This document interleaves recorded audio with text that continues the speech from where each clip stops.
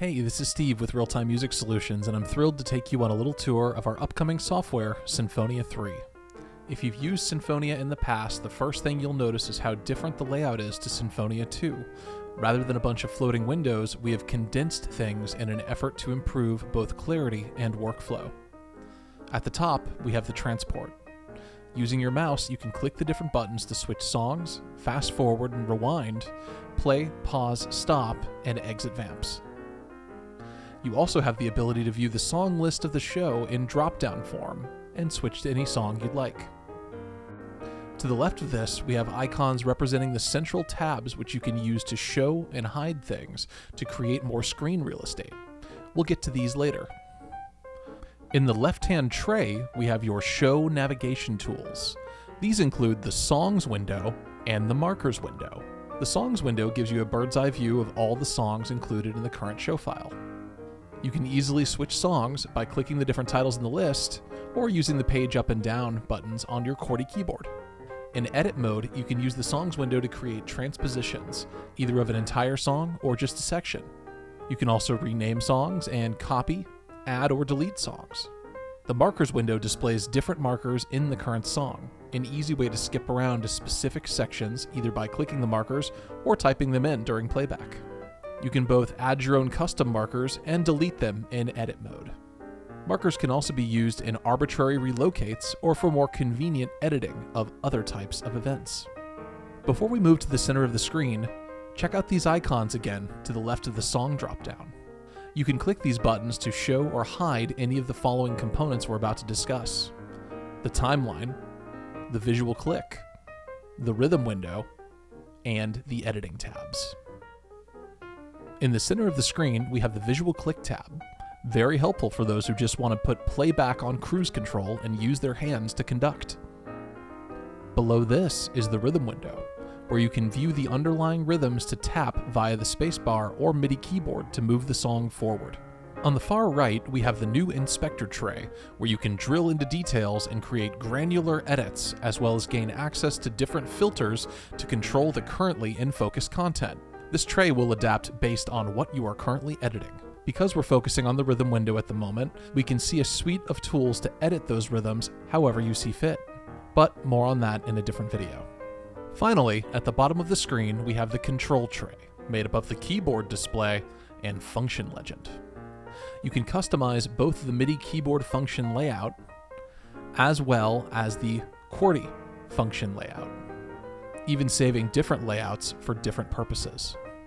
Below the transport, you'll find the timeline, one of the most important windows for navigating Sinfonia. In the bottom left-hand corner of the timeline, we have zoom functionality, in and out. In the upper left-hand corner of the timeline, we have the view filter, which allows you to easily switch the type of events displayed in the current song.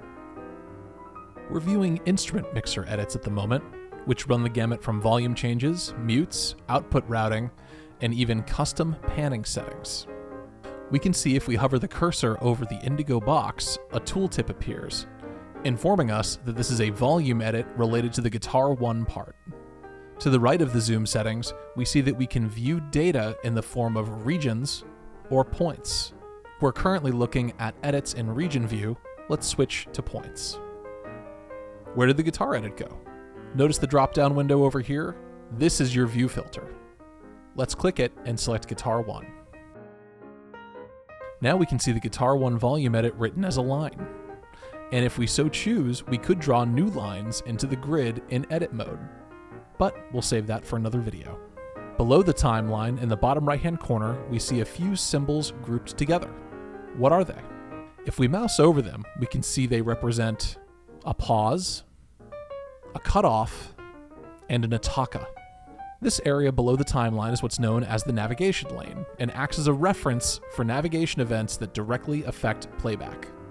More on navigation events later. We can change the type of events displayed in the timeline by either clicking the view filter dropdown or simply clicking another tab. Let's click the tab with the sound wave icon. This is the output mixer.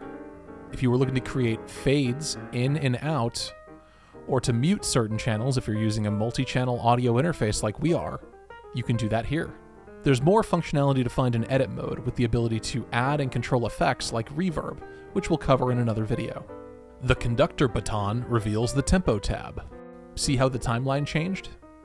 This line and dot grid represents the tempo of the current song. In edit mode, we can draw in tempo data or even play and record tempo by tapping. We can also set up the metronome click to automatically turn on and off at different points in the song. More on that in our Sinfonia 3 tempo video.